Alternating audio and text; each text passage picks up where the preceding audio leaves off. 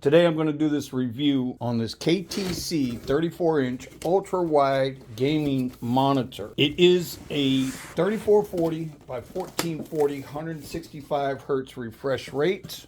In the box, we're going to get our power cables, our power brick, screw tool. This is an HDMI cable, DisplayPort cable.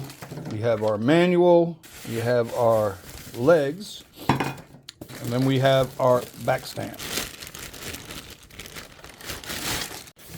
Pick up the lid on the styrofoam.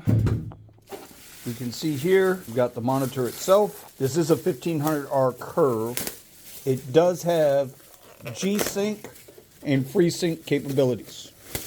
So assembling the stand is pretty simple. You're going to have your screw here. It comes with the 3 screws you're going to need. You got your leg base stand here. Slide in like this with the shorty to the back. So you get the screw started, and then you can use the tool to tighten it up. Don't over tighten, just want to get them just tight enough.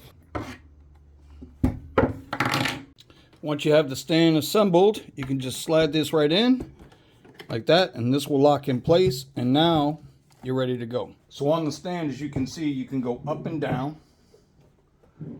You can rotate left to right,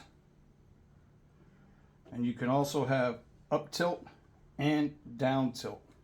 Pretty flexible stand, and I gotta tell you, it's not wobbly at all. In my application, I'm going to use a VESA mount. This is a 100 by 100 millimeter VESA mount application. As you can also see, it's 2 HDMI inputs, 2 DisplayPort inputs, and this monitor does allow you to have picture-in-picture. There's an earphone jack there, and then our function button is over here. All right, as you can see, it's now sitting in the VESA mount.